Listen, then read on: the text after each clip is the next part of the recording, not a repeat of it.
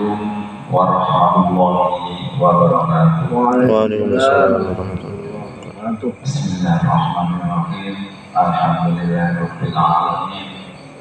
Wal 'aqibatu lil muttaqin wa la udwana illa 'alal zalimin. Asyhadu an la ilaha illallah wa asyhadu anna Muhammadan abduhu wa rasuluh. Amma ba'd. Bapak Ibu jamaah salat subuh yang dimuliakan Allah, marilah bersama-sama kita selalu memanjatkan rasa syukur kehadirat Allah Subhanahu wa Ta'ala yang telah memberikan limpahan nikmat, rahmat, taufik serta hidayahnya kepada kita semua, sehingga pada pagi yang dingin, pagi yang sejuk ini kita masih diberikan oleh Allah, diberikan kesempatan untuk melaksanakan ibadah sholat subuh, dan tentunya hanya orang-orang pilihan yang bisa melakukan sholat subuh, karena jamaah sholat subuh itu pahalanya luar biasa. Seandainya semua umat Islam itu katakanlah dalam sholat subuh ini diberikan sebuah uang 2 juta, kira-kira masing-masing jamaah dikasih uang 2 juta, kira-kira masjid ini penuh. Padahal pahala dari uang 2 juta itu lebih banyak pahalanya, lebih banyak, karena apa? Sholat subuh itu disaksikan oleh para malaikat langsung. Semoga kita selalu istiqomah untuk menjalankan sholat subuh. Amin. Salawat dan salam semoga tetap kita limpahkan kepada junjungan kita Nabi Muhammad SAW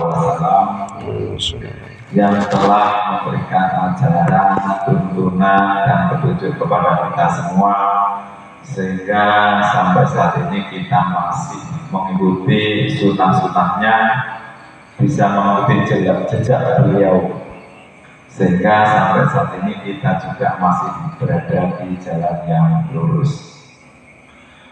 Ketiga kalinya saya sampaikan terima kasih kepada Takmir Masjid Makarya yang kemarin kami dihubungi untuk mengisi kultum di sini, dan alhamdulillah semoga Allah selalu setiap hari untuk saya bisa berjamaah di sini. Amin. Bapak Ibu jamaah sholat subuh yang dimuliakan Allah, pada kesempatan kultum ini saya akan menyampaikan 2 ayat dalam surat As-Surah ayat 88 dan 89. A'udzubillahi minasyaitonirrajim. Yauma la yanfa'u malun wala banun illa man atallaha biqalbin salim. Jamaah sholat subuh yang dirahmati Allah, saya ambil kata yang terakhir, qalbin salim. Banyak yayasan, nama-nama sebuah tempat, sebuah yayasan itu diambil dari sebuah qalbin salim. Apa sih arti qalbin salim?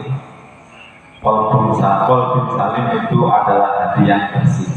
Sehingga pada kesempatan pagi ini saya menyampaikan menata hati kita untuk menuju qalbun salim.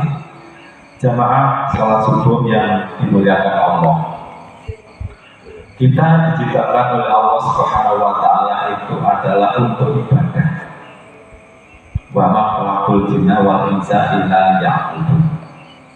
Jadi Allah menciptakan manusia itu adalah untuk ibadah. Nah, dalam hal ini ibadah itu ada 2 macam, ibadah zahir dan ibadah batin. Ibadah zahir itu ibadah yang nampak, yang bisa kita lihat, seperti ibadah zahir itu sholat, zakat, puasa, haji, infak, umroh, dan seterusnya. Itu adalah ibadah zahir. Sholat setiap hari kita lakukan, Zakat ketika kita diberikan rezeki yang cukup, yang sesuai dengan nisabnya, kemudian infak sewaktu-waktu kita laksanakan, puasa pun juga begitu. Nah, ini ibadah secara zahirnya bisa dilihat oleh mata, bisa dilihat oleh orang. Itu adalah kebutuhan diri kita yang ditugasi Allah untuk melaksanakan ibadah kepada Allah Subhanahu wa Ta'ala. Jadi fisik kita itu punya kewajiban secara zahir seperti sholat, zakat, puasa, itu adalah ibadah zahir, tugas sebagai pribadi. Kemudian ibadah kedua adalah ibadah batin seperti ikhlas, ridho, tawakal, menerima takdir yang baik dan menerima takdir yang buruk. Itu adalah ibadah batin. Ternyata ibadah batin itu kedudukannya lebih tinggi daripada ibadah zahir. Berarti ibadah batin saja yang kita perbuat tidak. Karena fisik kita ini mempunyai tugas untuk ibadah zahir. Jadi ibadah zahir itu harus bagus, seperti sholat kita harus bagus, puasa kita harus bagus, zakat kita harus bagus, ibadah-ibadah haji kita harus bagus, umroh kita harus bagus. Karena apa? Banyak orang yang ibadah secara zahirnya sangat memikau, sangat bagus seperti emas permata. Ternyata di balik itu hatinya berantakan, hatinya penuh dengki, hatinya penuh iri, hatinya penuh sebuah kejelekan. Nah, ini harus diimbangi. Kalau ibadah kita, ibadah zahir kita bagus, maka harus kita barengi dengan ibadah batin bagus. Banyak sebuah hadis yang menerangkan bahwa ibadah batin itu ternyata memiliki kedudukan yang sangat tinggi. Sebuah hadis yang diriwayatkan oleh Imam Ahmad, ada suatu hari Rasulullah itu bercengkrama habis sholat maghrib, dia memberikan tausiah, memberikan ceramah, memberikan omong-omong yang lain yang bermacam-macam. Tiba-tiba Rasulullah itu berhenti sejenak, menyampaikan yatla'ikum rajulun min ahli jannah. Sebentar lagi ada seorang pemuda Ansor, dia adalah seorang ahli surga. Kata Rasulullah seperti itu. Semua jamaahnya mendengar, panik. Loh, kok Rasulullah menyampaikan seperti ini? Model orang itu yang bagaimana? Kemudian hari besoknya, di kesempatan yang sama ketika Rasulullah habis sholat, kemudian bercengkrama, memberikan tausiah, ceramah, tiba-tiba berhenti sebentar. Dia menyampaikan yatla'ikum rajulun min ahli jannah. Sebentar lagi ada seorang pemuda Ansor, dia adalah seorang ahli surga. Kemudian sebentar lagi ada datang seorang pemuda Ansor itu yang sama, orang yang sama, dengan jenggonya basah, tangan kirinya menenteng sebuah sandal, membawa sebuah sandal. Para sahabat lebih bertanya lagi, dua kali berturut-turut Rasulullah menyampaikan bahwa orang itu ahli surga. Apa amalannya dia? Sehingga para sahabat itu bibok, artinya iri. Ya, iri kalau dengan kebaikan ini boleh. Kalau iri dengan harta benda kemewahan itu yang tidak diperbolehkan. Iri dengan kebaikan itu boleh. Kemudian kata Rasulullah itu shadiqul masduq, kata-katanya benar dan dibenarkan oleh Allah, maka para sahabat itu bertanya-tanya apa amalan orang ini. Kemudian hari yang ketiga, di acara yang sama Rasulullah juga menyampaikan yatla'ikum rajulun min ahli jannah. Kemudian para sahabat ini, orang ini 3 kali Rasulullah menyampaikan yatla'ikum rajulun min ahli jannah. Apa rahasianya? Lantas ada seorang pemuda yang namanya Amr bin As. dia bertanya-tanya. Akhirnya pada usai pengajian itu, usai ceramah itu, setelah sholat subuh, sholat isya, dia mendekat. Saya ada sedikit permasalahan dengan orang tua saya. Saya kepingin tidur di rumah sampean. Oke, monggo. Ketika tidur di rumah beliau, Amr bin As ini perlu diingat kalau sahabat Nabi dikatakan sebagai penghuni surga, Masya Allah, banyak yang ingin tahu apa rahasianya. Tapi kalau kita dikatakan sebagai ahli surga, kira-kira meneruskan sembahyang subuh. Bedanya di situ. Kemudian Amr bin As ini ke rumahnya, ingin tahu apa rahasianya. Mungkin menurut Amr bin As setelah sholat isya dia akan membaca Al-Quran, sholat dan sampai malam sampai subuh. Ternyata apa yang dilakukan oleh sahabat Ansor, pemuda Ansor itu? Begitu sholat, begitu pulang, kemudian tidur dan sampai subuh. Penasaran yang kamu benar. Seperti ini kok dikatakan ahli surga Rasulullah.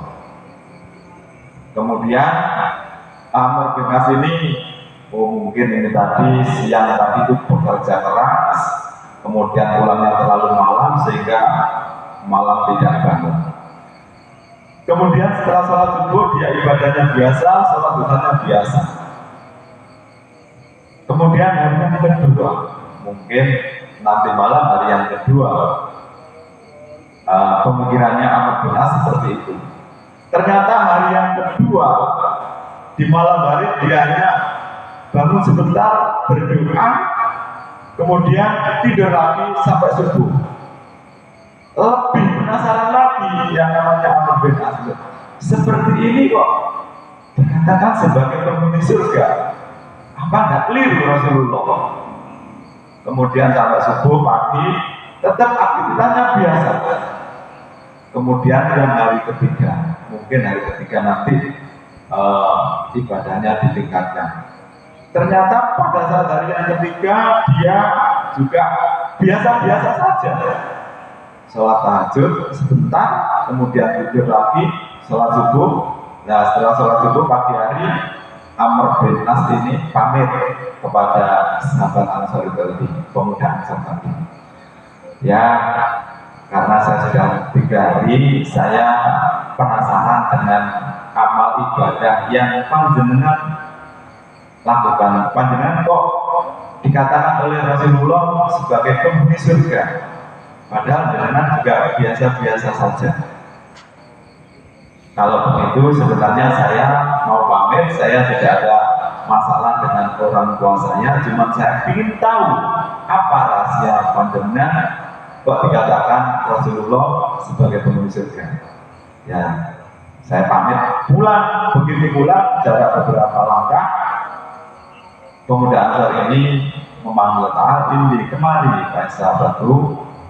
Kemudian dia menyampaikan, memang yang dikatakan, memang amal ibadah saya seperti yang panjenengan tepati biasa-biasa saja.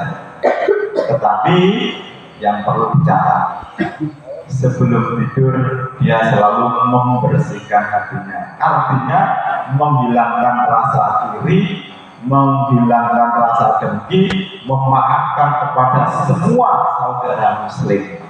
Sehingga Amr bin As, inilah maka Rasulullah benar kalau panjenengan dikatakan sebagai penghuni surga. Oleh sebab itu jamaah sholat subuh yang dimuliakan Allah, di samping ibadah kita secara zahir kita tingkatkan, tapi yang lebih penting lagi antara ibadah zahir dan ibadah batin harus seimbang. Karena dengan seimbang itu sesuai dengan firman Allah, yauma la yanfa'u malun wala banun illa man atallaha biqalbin salim. Jadi ketika kita nanti suatu hari itu amal ibadah kita, harta kita, anak kita itu tidak berfungsi kecuali hati yang bersih. Mudah-mudahan kita termasuk bisa mencapai qalbi salim. Amin. Maka saking kula wonten kalimantan kula nyuwun bumi pangasan. Bila taufiq wal hidayah. Wassalamualaikum warahmatullahi wabarakatuh. Waalaikumsalam.